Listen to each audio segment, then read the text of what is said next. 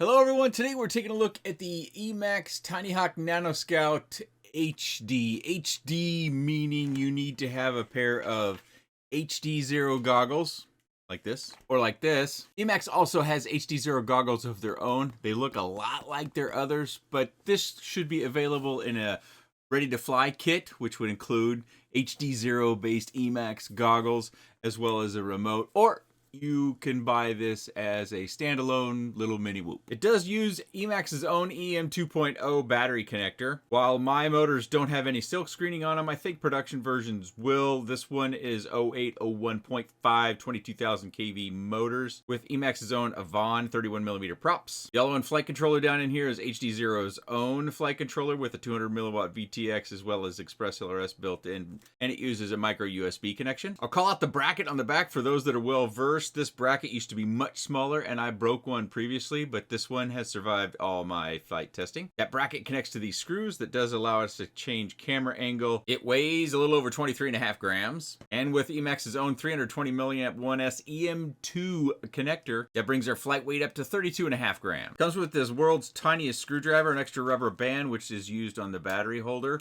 as well as a couple little extra screws to mount motors and some grommets. Extra set of props. Express LRS card. Emax support card. Emax precautions and disclaimer. Prop warning card letting you know which way the motors and the props should go on. Also a warning telling you do not power on the aircraft for a long time without flying. That is due to the micro VTX. This is pretty much standard warning that we should have in all of our micros, regardless of what video system they're flying. And one teeny little sheet of stickers. It does come with this box that you can put all of your quad stuff in, as well as more that didn't come with the quad. We're going to start off inside.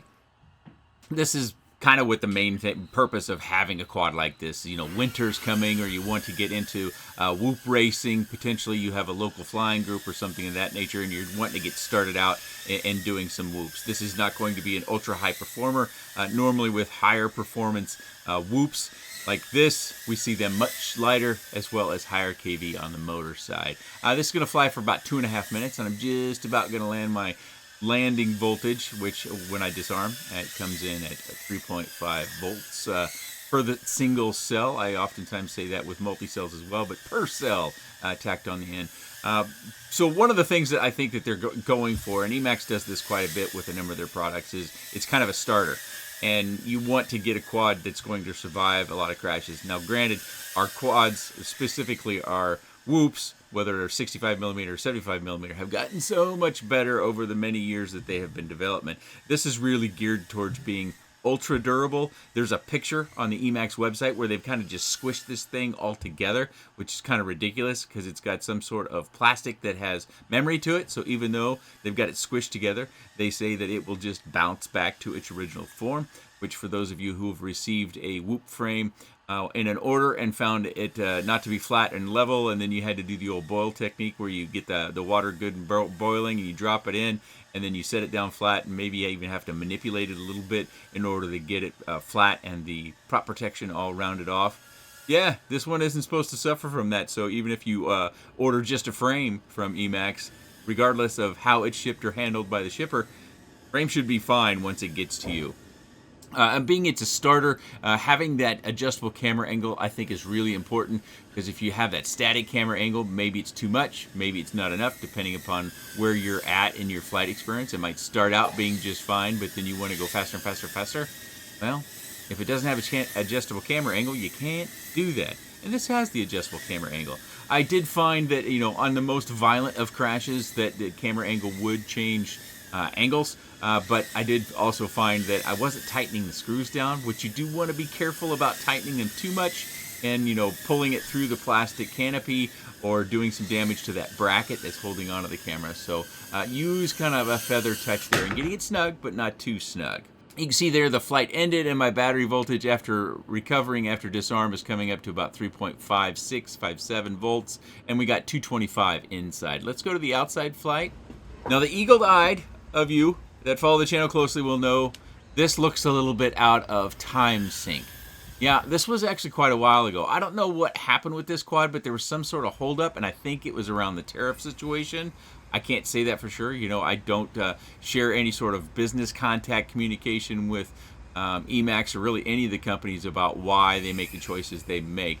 But one of the things you might want to go back and watch is the punch outs. I saw some vibrations there, and it looks like we might need to do some filter or PID tuning changes in order to top that out. But again, maybe not, because it's not really designed for flight outside. But it was something I noticed because I test these things, as I do just about all quads, outside of exactly how they're designed intended to be flown, whether it's inside, outside, slow, or fast. I tend to do all the different sorts of flights. So this one's I've had in my hands for probably 2 months, maybe even 3. It's hard for me to remember. As a matter of fact, I was a little surprised I still had the box, because at first I was like, oh no, I don't know what I've done with the box. But then I remembered it had a case. Thankfully, my 50-something memory didn't completely fail me. But even with the lower or the higher weight and kind of the low-ish sort of KV, you can still do a lot with this. I did the punch outs, I did the power loop over the little tree that hangs out over there. You can still fly this and have a lot of fun. So if you're starting out and you're wanting something durable, and you're wanting something that runs the HDZero system, which offers you the lowest latency other than analog of the video systems, and you just like the idea of running the HDZero system, I prefer, when it comes to whoops, the HDZero video. I just think that the camera image looks really nice. The Lux camera that this does not have is actually one of my favorite cameras when it comes to whoops and HDZero. But this one has the Eco, which, in my opinion, looking at it in this picture here that I'm showing you, it looks pretty good.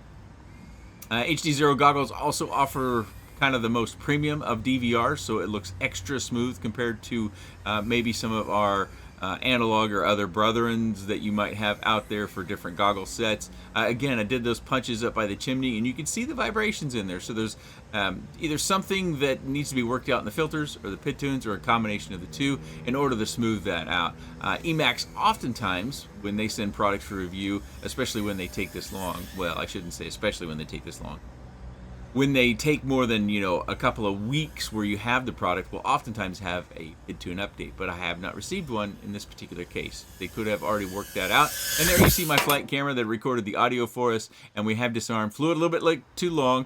Outside 238, probably should have ended 10, maybe 5 seconds ago. I'll start out by drawing your attention to this picture that we have here on screen from Emax and that material memory. And you can see a little bit of the text where it talks about the robust frame. Robust, one of my favorite words. Many of the longtime channel viewers will know that. But that's an interesting design choice. This quad should be on the NanoScout page, where it just has an HD option if you were to want to select the HD version, which I've shown you here today. There should also be an RTF kit link down in the video description, as well as the bind and fly, and you can select whether you want the HDZero version or the analog version. Do know that the goggles are different. Emax has 2 goggles, one analog, one that's HDZero, that look very, very, very, very similar, but they're different, and they're not interchangeable, so to speak. So let's see. I'm going to do the little squish here. Not quite like they did on there, but I'm just going to do this. That's pretty good squish, right? Let's see.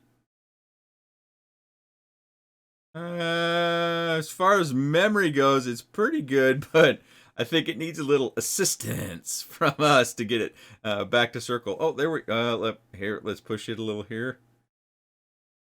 Yeah, that looks about right, don't you think? So yeah, it's got some memory to it, but we got it back to shape.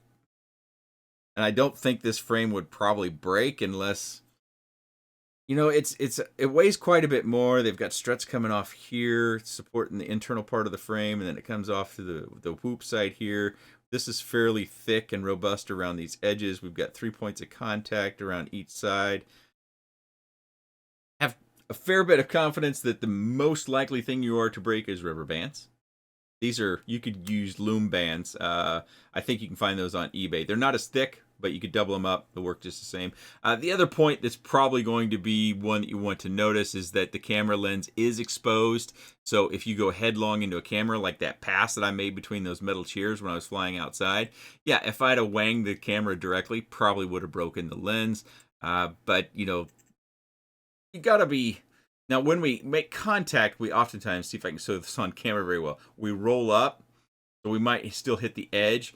So actually hitting this camera is usually something that's horizontal in our flight path, and we hit it directly. That's probably where you're going to see the most damage. Of course, I flew it all over the place, inside and outside, and it stands perfectly fine. I am very happy that they straightened out the bracket, because I did break the last bracket, and it was much smaller in their previous iteration that we had some months back. The HDZero all-in-one board that has been around for a little bit, debuted that on the channel as well. This is our Express LRS antenna. This is our video antenna, and that is a super small wire that they've got there for the video antenna. Not the smallest we've ever seen, but it's just unusual, and it's something that caught my eye. As far as repairs on this go, plug-and-play motors. They've got motor connectors down here. You unscrew them, plug one in, plug the next one in. You might have to go into beta flight or the ESC configurator, make a flight direction or spin rotation changes. There shouldn't be any soldering that you would need to do. The toughest thing you're going to need is to get props on and off. And on these little 31 millimeter props, 65 millimeter quads, it is challenge how I tend to do that. And I got to pinch this one side to side because that's where my fingers fit the best. And you're not going to be able to see this hardly, but then I grab the prop as best I can, and then I pull and I twist and I pull and I twist and I pull and I twist, and eventually it does come off. There are prop pullers, and I'll get out my favorite one here in just a second. So we got a prop puller like this. You just get the fork underneath the prop, and then you pop it off. Pretty straight, simple. I think you can get that from We Bleed FPV, but this is my favorite one from Tinywhoop. I think it's one piece, but I really can't say. I've put my magnifiers on to see, but if it's glued somehow, I wouldn't know. But this is my favorite just because it's so small and so smooth.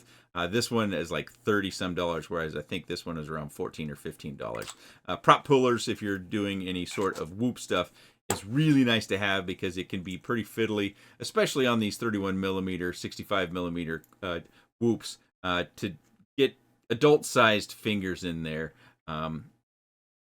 But, you know, that varies. We're all different. Maybe some people manage better than I do. But as you can see here, I'm just struggling to get the prop back on, get it lined up just right. I oftentimes have to get my magnifier out, my headset. There we go. I got it, to get the props out. And you want to hear that little snap when you push it down and see that the motor stem comes right through. But there's really nothing to complain about. It's a starter sort of whoop. It's not going to be a high performance, but it's designed around durability, long lasting, and HDZero. In this particular case, they have an analog version. You can get them both as standalone quads if you want to bind them up yourself to your own radio, and then you can use your own goggles, or you can get a ready to fly kit, which Emax offers quite a bit. Emax is, I think, in many regards, one of those companies that targets people who are early on or just trying to get their FPV journey started.